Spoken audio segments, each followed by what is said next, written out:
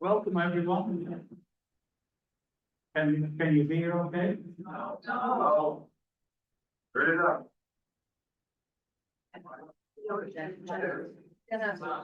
Can you hear that now? We're just about to bring this meeting to order. Bring this meeting to order at 6:02. Adoption of the agenda.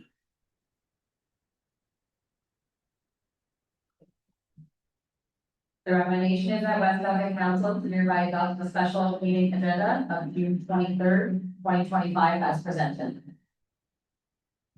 Move it, please. Councillor Stapleton, seconded. Deputy Mayor Tellian, all in favour? That's carried.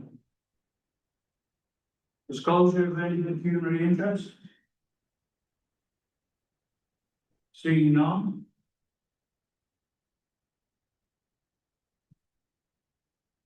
That takes us straight on to a closed session. Council and staff will move to the meeting room for closed session discussion. The recommendation is that the council of the municipality of West Suffolk hereby proceeds into closed session at 6:03 p.m. to discuss matters pursuant to municipal acts, section 239(2)(f), being advice that is subject to solicitor-client privilege, including communications necessary for that purpose, or Glasgow trailer park risk and liability. Move for that. Councillor Denning, secondly. Councillor Susan, all in favour? That's carried. Thank you. Okay, we're reporting back from close. Speak up, please. Reporting from closed session at 6:26 p.m. West Suffolk Council received one item pursuant to municipal act section 239(2)(f) for information purposes only. Okay, so that brings us on to number 6, which is delegations. First, 6.1, valid comment. Done.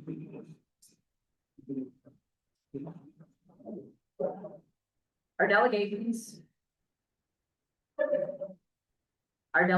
will be heard in order of submission of seat, and each delegate will receive up to 10 minutes to speak.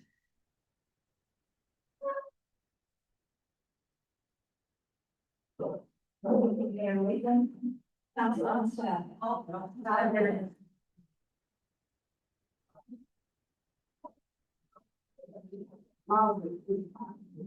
Okay, let's try this again. Is that better? Yeah.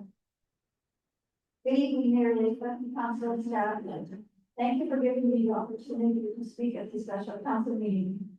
For those who don't know me, I'm Dawn Claypatch.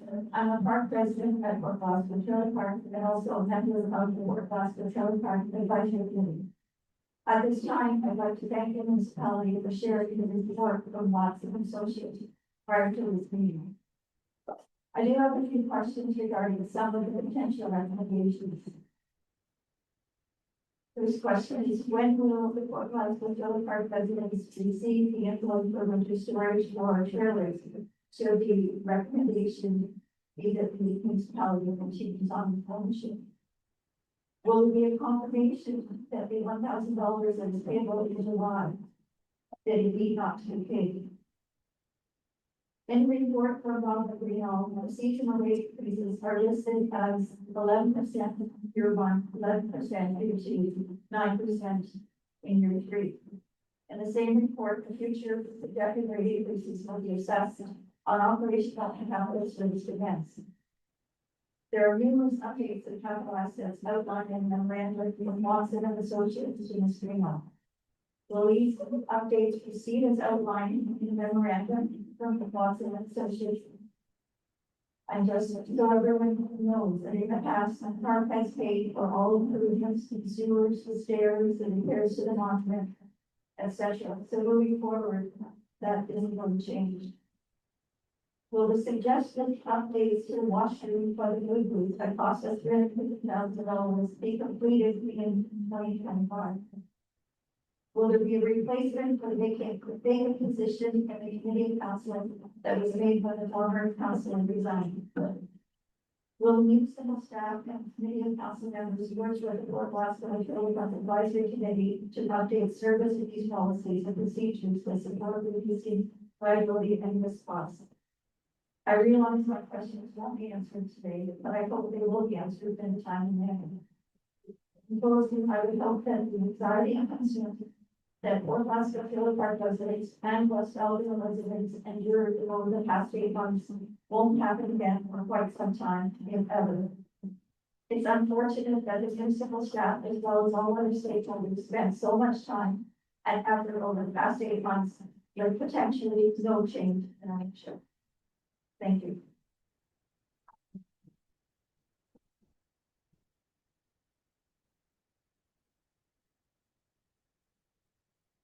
Thank you very much.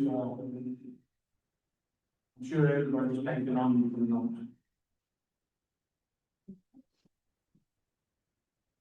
And we go to 6.2.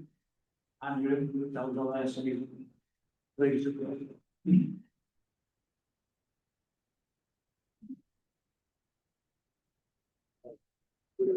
Mr. Mayor, thank you for the opportunity. Oh, you hear me now? All right, Mr. Mayor, members of the council, thank you for the opportunity to speak out here. Thank you, members of the public, for the to speak as well. Something I'm just told here, it's not personal. I was accused that I was creating some chaos in the community by speaking out some truths on the social media. Actually, for those who don't know me, I use artificial intelligence to analyze council decisions. First of all, because sometimes human logic does not let me to understand what the council decides, so I use artificial intelligence to give me an opportunity to understand what they do. And the second, it saves some time, because it's about the core information from the council. Not everybody has the opportunity to read through the whole paperwork, right, on the council meetings. I looked at the agenda today. And the decision on the care proposal is to keep the ownership of the park. To keep the ownership of the park and gradually increase the fees, which is reasonable, right? As magic counselors, magic consultants from the Watson and Associates came up to the decision. But actually takes us back to the point zero. To the point zero of October 2024. So for more than 6 months, we were circling around the same thing to get back to the point zero, when the park was a reasonable property, when it was not promoted as a surplus. We already know that the park isn't sustainable. You know that all the numbers prevent each other without specifically the Fort Glasgow Trailer Park meeting. I was there. I heard the whole information, all the numbers, and I understand the council makes their decisions based on their abusing to staff. Recommendations, right? But it's not all the members of the council have accountability on education, financial education to understand that. So they completely rely on all the decisions of the development, on the administrative staff. Right? So, and when we get back to the point zero, I want to draw the attention that the implementation of all decisions are going to be done by the same staff. The same staff. Nobody says it's going to be replaced. If anybody is going to be replaced, I think it's the time for the council to decide to change the administrative staff. Actually,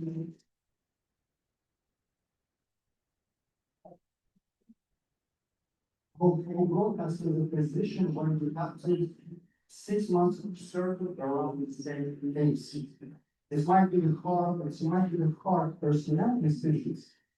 But the Essex County, and the Essex municipality made this personal decision when they displaced our chief executive, officers involved in from the position of the chief of, executive officer, to replace who was somebody else to do the job. Maybe you have to do something hard, personal decision here. There's nothing else, and I understand the concept, it's not your fault, you just, you are, that's, the last time when, the discussion was. Yes. I'll be talking about the farm. Yes, we talked about it. I'll get you. So I get you. Thank you. Yes, we talked about the park. The last time, the park is the budget of the park, right? The last time about the budget meeting. The council staff was thinking something is wrong on the presentation. The municipality hired the police to know the company, but the magic word experts hypnotized all the council members who were following the recommendation of this company about the budget, right? And then obviously there's something wrong, and I said, no, it's still grand, there's something wrong. And I was thinking, that's what was this about? And then the decision to increase $300,000 on top of the budget for this year. Because they're going to hire a commercial first, that was going to deal with the community. It's called the community and community engagement and how important this position, excuse me. Yes, you've gone over to the budget. I still put my 10 minutes. That's not.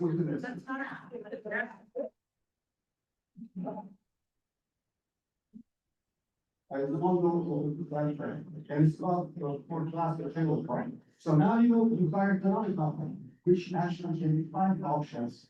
And over here, in the final decision, we decided to keep the park, actually it's one of the options over. We decided to keep the park and also increase the rates, which is reasonable, it's good. Why, and I think about the accountability, okay, all of you responsible for the decision, I told you. But who's going to get accountable? Because first of all, when you decide to sell the park, you hired the appraisals, so free, nobody will come over and check how much the park will be sold for free. It's gonna coach, I know how much appraisal charge for this. Then you hired this company to come up with the decision. What to do? So it's, the last time, operating officer was not ready, she didn't do her homework, she didn't want to tell the number, how much we small spent for that race. Can you tell it now? But it took you months to think about it. Can you tell it now? How much it's been spent for the appraisal? How much is spent our taxpayers' money for the appraisal? How much is spent for the Western Associates, report? How much? Who is going to pay? Many of the councillors who here are ready to be accountable and bring this money back to the budget from your, from the money you receive as the remuneration for the services. Anybody?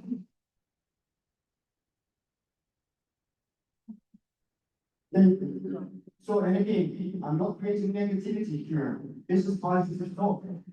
I'm here to come up with some kind of solutions. Don't take it personal. Please.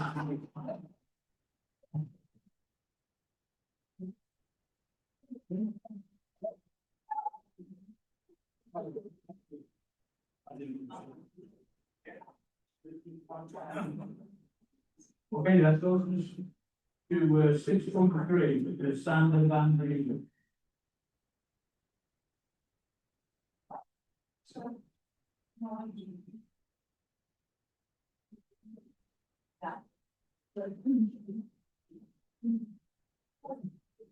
Okay, top one. And so, good evening, Mayor and Councilor J. Allen. As some of you may or may not already know, my name is Sandra Van Ruda, and I am an original to the Fort Glasgow, New Glasgow area. I grew up here, my relatives and children are growing up here, the kids I grew up with are now growing up with my kids, growing up together, and proudly we are still all great friends today.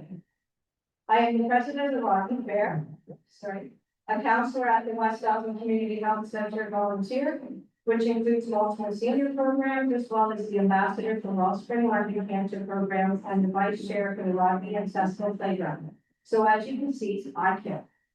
The theme of the park this year is Small Town Deep Roots, which is basically sums up the Fort Glasgow Trailer Park.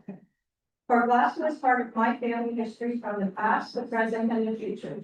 My great uncle Robert King was a local historian and author. My grandparents owned a Glasgow restaurant, and I grew up with Harry Salem in Fort Glasgow. Fort Glasgow is part of my family history. A gathering place from square dancing to live music in the 50s and 60s to yoga and comedy shows. It would be a shame if we lost these valued members of our community. If you were not in the trailer park industry, why did you take until now for you to realize that after it's bringing in such a tremendous benefit to not just the municipality but our community? As they say, why fix it if it's not broken? On May 8th, at the end of a council meeting, it stated that the municipality purchased the old paintball residence on Graham Road, north of West Orange, which I can only imagine went over $1 million. Firstly, where did the municipality get $1 million? If you need to sell it off your land to upgrade for the needs of our community, upgrades to the council chambers, and I'd like to know, where did that money come from? What about the money from the old Rocking Town Hall, as well as the funds from the Craft Hockey Bill in West North for the arena? The money for the sale of the Fort Glasgow Marina? These are only questions not only I have, but the community has. As I always say, close one chapter before you begin another. I feel the municipality has so many hands in the cookie jar, it's like a smoke screen. People are getting confused, misled, and misrepresented. I think I speak for the people when I say we can make a change for the better for not just the municipal council, but for the people who you represent. Speaking of my concern, does our new Ward 3 councillor, Mr. Souza, know the connection or the history of our area? Fort Glasgow Trailer Park has been there as long as I can remember, and even longer than that. Every year, my family holds a reunion, and it would be a shame, and it's not the same if we had to locate elsewhere. We have precious memories there. It's been just in the past short time that the municipality has shown interest in wanting to sell and say that they're not running a trailer park. In the budget, you have stated an astonishing amount of money that will cost to do repairs to the bathroom that have been the same since I was a kid. A ball diamond which is never used anymore because it's overgrown and not for a game. The pavilion's not so much for them. The playground, I think they died a swing set since I was a youngster. And the stairs have only been there since the late 70s or early 80s. But my father, Joe Van Breda, was the one who had a huge heartburn building of the stairs and the road that goes from the park to the marina. I often walk that path in honor of him, remembering days gone by. This painting I have is the start of a huge undertaking by my dad in 1978, the last project he did before cancer took his life in 1980. I will be devastated if I cannot feel as a community member and forbidden from entering, and be forbidden from entering that passageway ever again.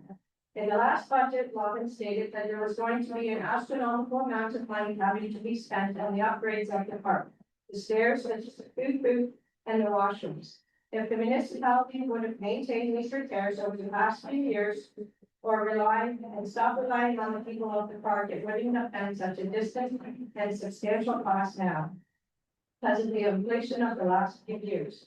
Why is it now that you're making it look nice, spending thousands and thousands of dollars on upgrades, but have spent minimal in the past few years? You would not even upgrade the food booth for the residents to use. Spend your own money, as you guys said. I grew up in Fort Glasgow. My parents were one of the original members of the Fort Glasgow Yacht Club, working alongside of our villa. Multiple members of my family are Fort Glasgow Yacht Club members, as well as the Coast Guard. There has been no significant improvements in the marina as far as even improving the lighthouse or making a good pier with guardrails, cleaner beaches with garbage cans or benches. The boat launch is $25, just to go out and enjoy a day away from the struggles of today. I feel that the municipality selling off this land, you are making a huge mistake. You're thinking about yourselves and not thinking about the community. Speaking of the community, where do you think these residents will be going? There's no place in the area that they would be able to put their feet up, enjoy the views and enjoy the people. Unfortunately, they will have to find out that all the seasonal places around are full. We already have a huge housing crisis going on, so this is just going to make it worse. How do you think that making the residents feel this summer? Lost, worried, angry, or sad? I know, I am for now. Thank you.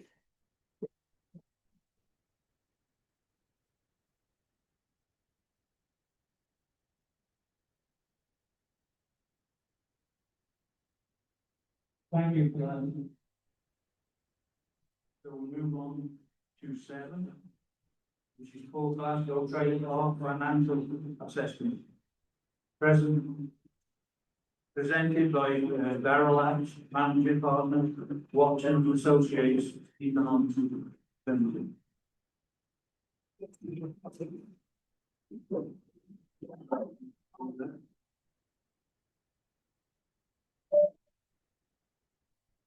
Okay, can you hear me back? Yeah, okay. All right, so if we could jump to the next slide, please. Here this evening, really to provide an overview of the report that we put together. And this is based on the financial analysis of some different scenarios that considering that the municipality could consider in their decision-making process. Next slide, please. And so the municipality currently owns the trailer park, and currently it's been deemed surplus land. And so again, I mentioned we're looking at some different scenarios and what the financial impact would be of these various scenarios. So really they're kind of set into 3 different buckets. The first one is what if the municipality maintains ownership, and then we look at 3 scenarios within that. So what if we just kept the current fees the same and didn't change them? What happens to the financials of the trailer park? What would the fees need to be if we were going to ensure the financial sustainability of the trailer park? And then what if we looked at fees that were higher than the pure full cost recovery as part of the total Parks and Recreation department of the municipality? The second bucket is looking at what if the municipality leased this to a third-party operator.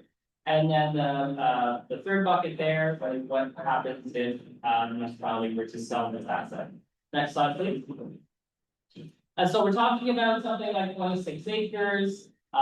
The parks operations for 6 months, paid October. The total value of capital assets, the pipes, the roads, all the assets within the park, just over $6 million. And there's 164 seasonal sites, 22 transient sites, and 2 tent sites. Next slide. And so we start off by taking a look at what the current fees are relative to some comparators. On the left hand, the dark bars. We're looking at municipally owned and run trailer parks. On the right side, the lighter blue bars are some privately owned trailer parks. And you can see relative to some of these comparators, the current fees are low relative to some of these others. You can see actually the West Elgin privately owned RV park is up in the range of about $3,000 a year relative to current fees, which are about just over $2,100 a year. Next slide, please. And so, first off, when we're looking at the financial analysis of the park, just like we would for any municipal asset of service, we need to take a look at the capital assets that belong to the trailer park, belong to the municipality and park. And so those total about $6.16 billion in today's dollars. And so what we did, and this is similar to what we would do as part of any wastewater rate study analysis, any other fee analysis, is we said, okay, well, let's take a look at the assets that have a very poor or poor condition as part of the asset management. And just as a background to that, municipalities are legislatively required to look at asset management. As of 5 or so years ago, the province brought in legislation under the Infrastructure for Jobs and Prosperity Act, where municipalities have to plan and have a financial strategy of how they're going to deal with all their assets. And so just like we would for any other service, we took a look at the assets that looked like they need to be replaced sooner. And so what we did is we took those costs and we spread them out over 5 years. And this would always be subject to the annual budget process and council review. But if we were to smooth that out over 5 years, we came up with these costs generally about 350,000 in the first year, 400,000 in the second year, and so. Okay, next slide, please.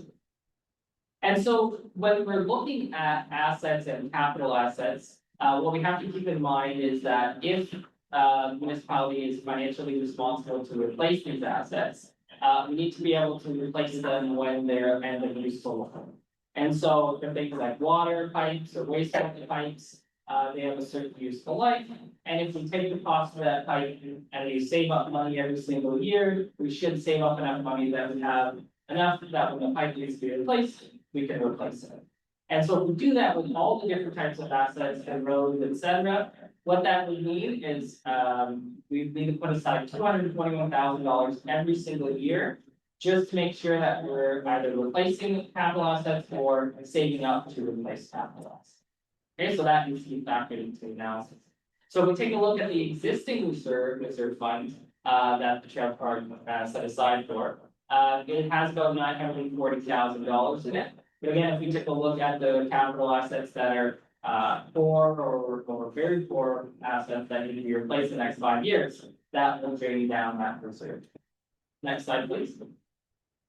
And so we also need to take a look at the operating expenditures. And so what we did is we took a look at the kind of forecast of operating expenditures based on this year, and we applied 2% inflation. Certain things such as fuel, water, hydro, that have been inflated at about 5% per year, and that's just traditionally. I know our firm has worked on financial impact analysis since 1982. These are some metrics based on the current economic environment that are actually relatively conservative. Yeah, next slide, please. And so when we look at the operating revenues, about 87% of the revenues come from the seasonal camp fees. And so that's our starting point for the revenues. And then we want to forecast what those are going to be into the future for each of the different scenarios. Next slide, please. And so as I mentioned at the beginning of this, we looked at 5 different scenarios in the report.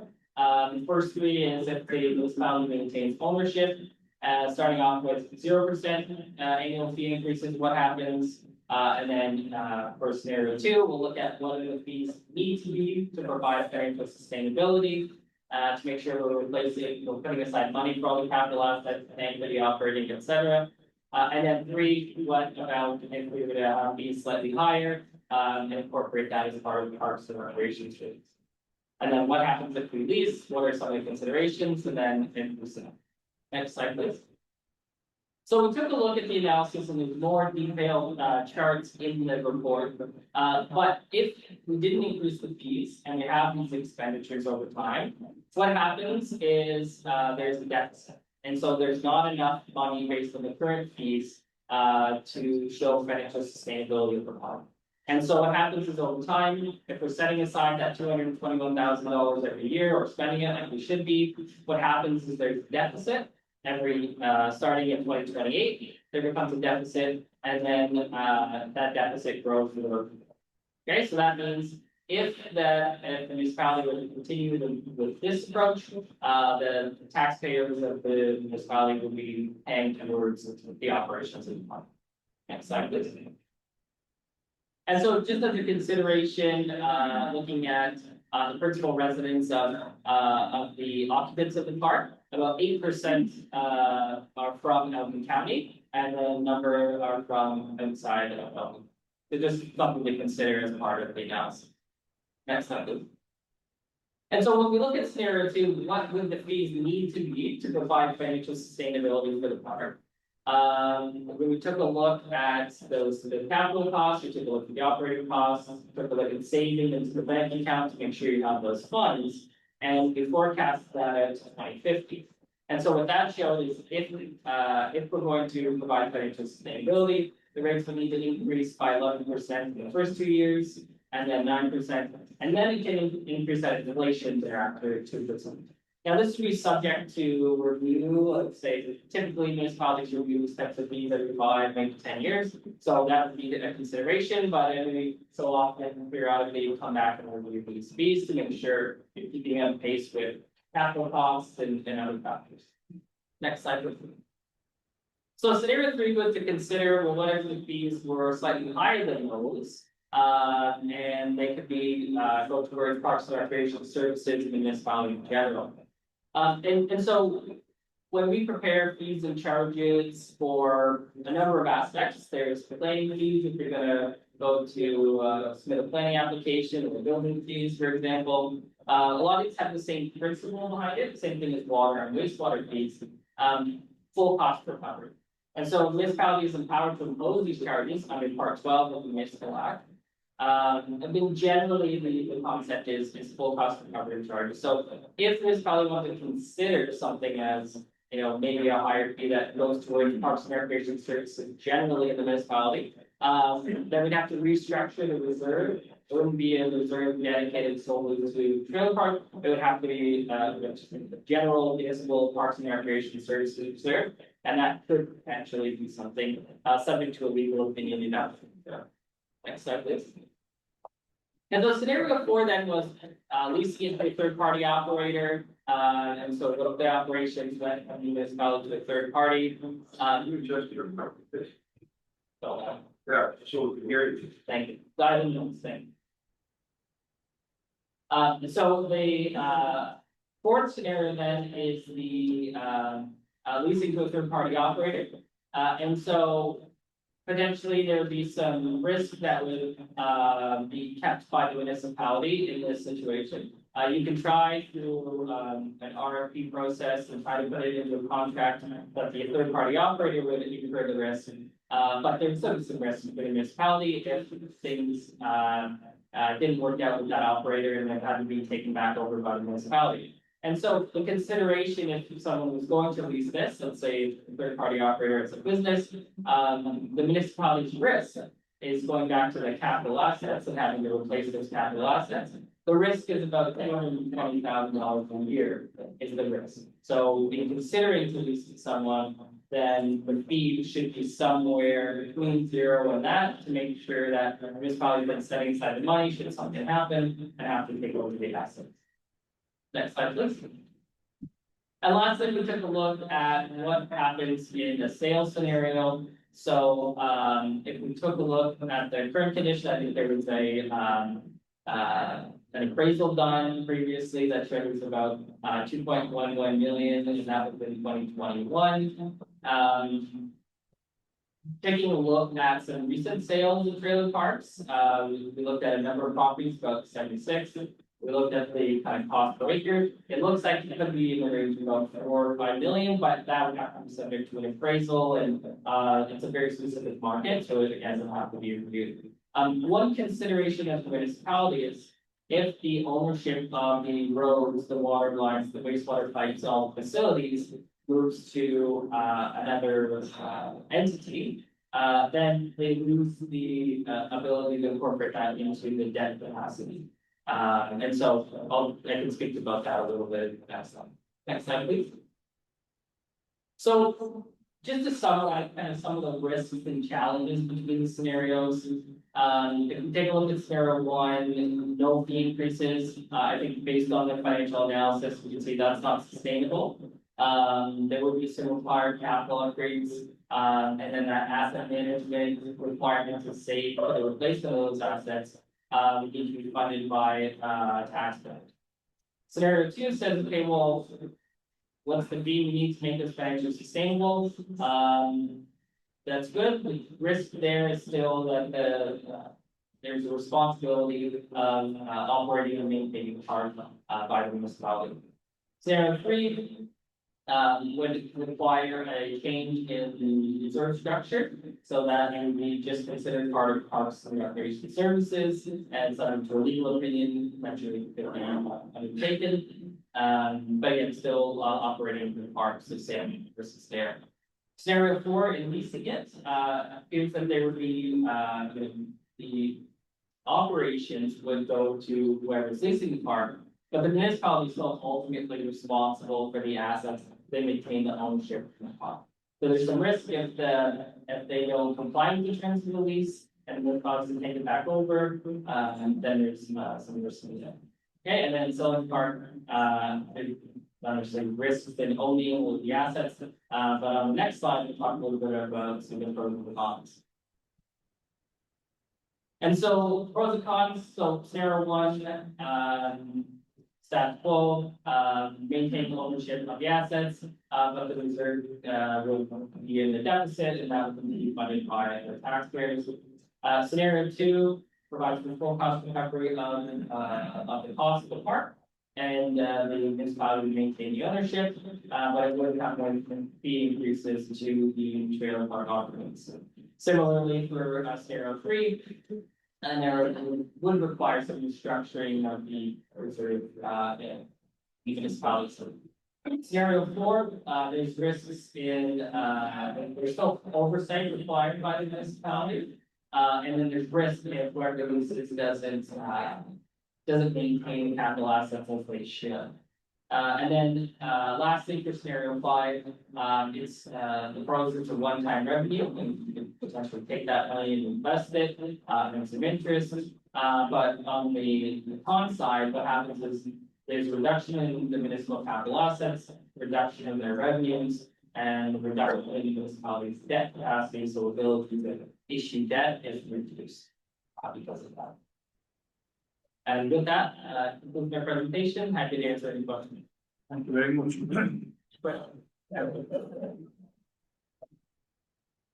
very much for that. Going to move on to council questions.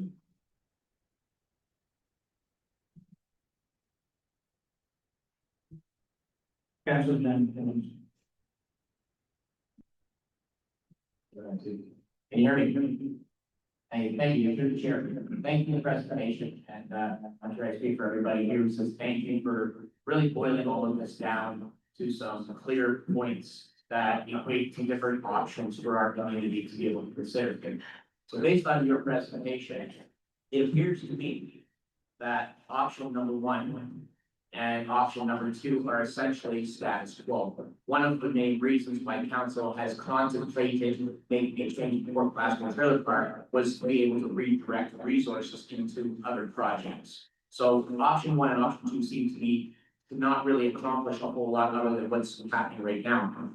Option three, if legally possible to do so, creates a revenue stream out of Glasgow trailer park. Option four, if I'm correct, is a lease that gives possibly Glasgow trailer park residents an opportunity to control their own destiny. And it's been made pretty clear by the community that option five is open. So to me, it seems as though option three and option four seem to be the most realistic considerations. And I know we're paying you for all of your wisdom and all of your thoughts, and not to give us a preference or a recommendation, but because you are a professional, I'm curious to know if you were in one of our situations or our positions here, which one of these options would you be most comfortable with? Thank you.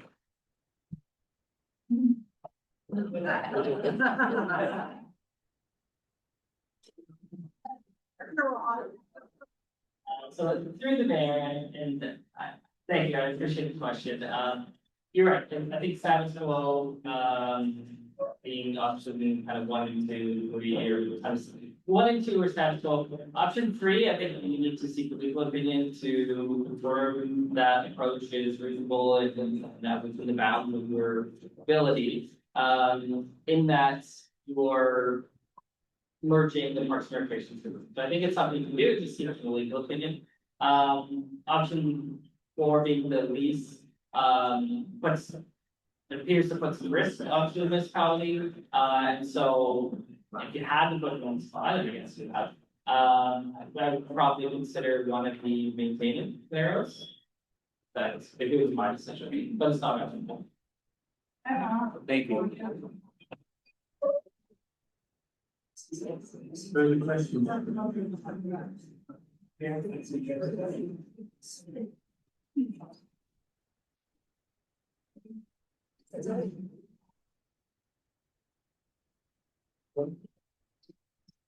No question, no further question, council?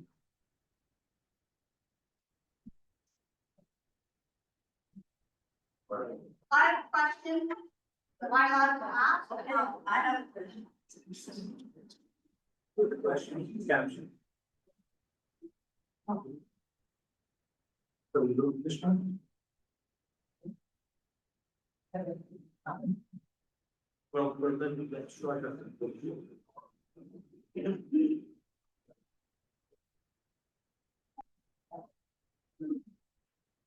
The recommendation is that West Building Council hereby receives the report from Watson and Associates.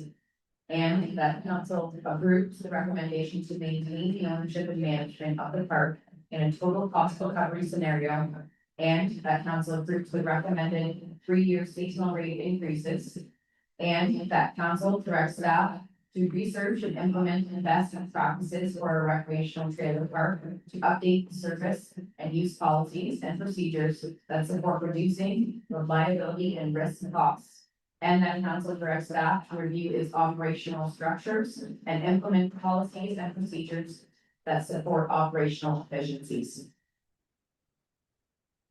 Questions from council?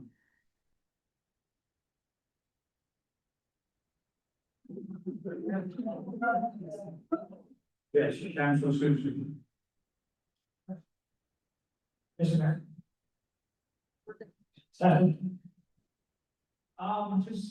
I have a question for you, Mr. Mayor, going back to that scenario 1 and 2. Will we be able to maintain the park with same number of staff members? We need to look at more staff. Or trail park, with that management.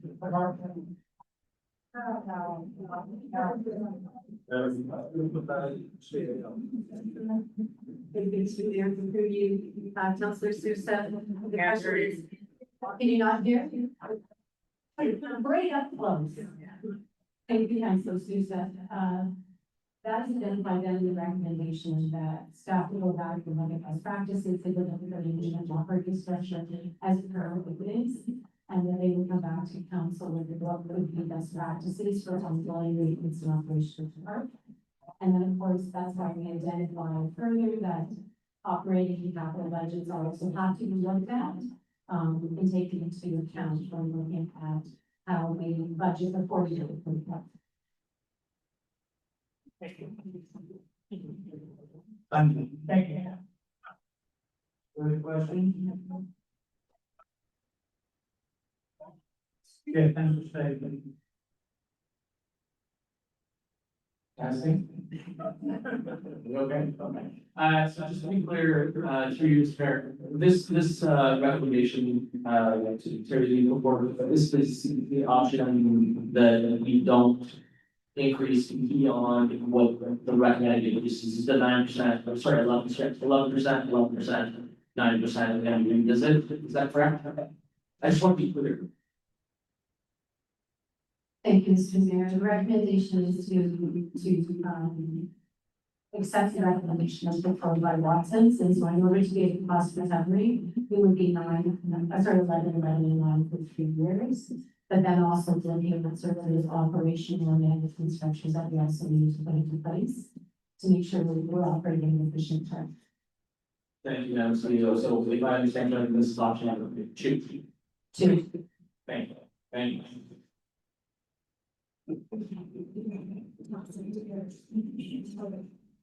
Yes, thank you, please.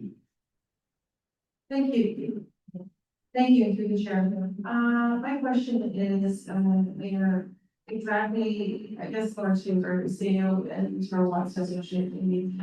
As we know, everything's increasing, will those increases cover as materials and such are increasing to look after what needs to be done in the environment, such as the air, the guidelines with the washrooms, anything else that needs to be done. But they substantial.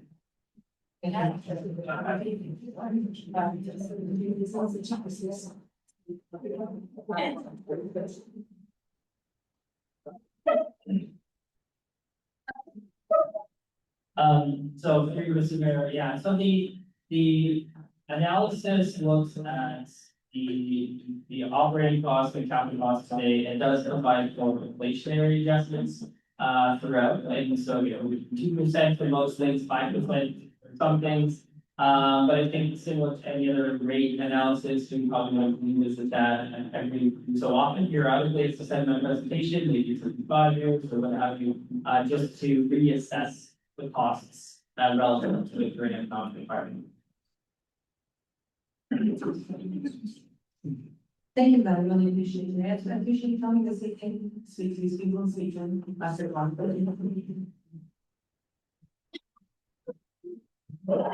Thank you for that. Good questions?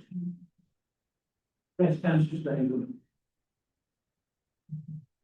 Thank you, Mr. Mayor, through you. Last question that I have is, so this follows the recommended mid-year seasonal rate increases. Do we have the option after that 3-year period, and I think I understand the answer, I just want to make it clear, to change that 2% increase that we have going forward, we can amend that as necessary based on inflation, increase in costs, so on and so forth. We're still able to make changes to that rate increase that's been established, is that correct? Thank you, Mr. Mayor. That is correct, and the recommendation is to be based on the operational and capital needs. Thank you, thank you. Thank you. Anything else? Councillor?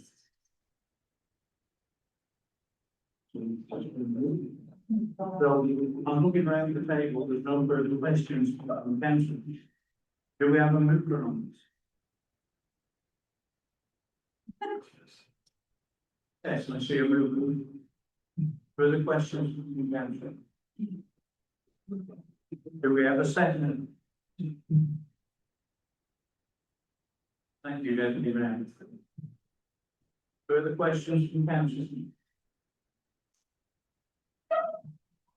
Yes, Councillor Slade. Thank you, I just wanted to look up the my vote, please.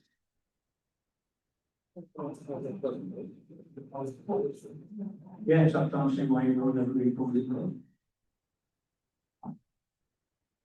Start with Councilor Stapleton. Yes. Deputy Mayor Tellier. Yes. Mayor Letha. Yes. Councilor Bennett. No. Councilor Souza. Yes. That is carried. Motion carried.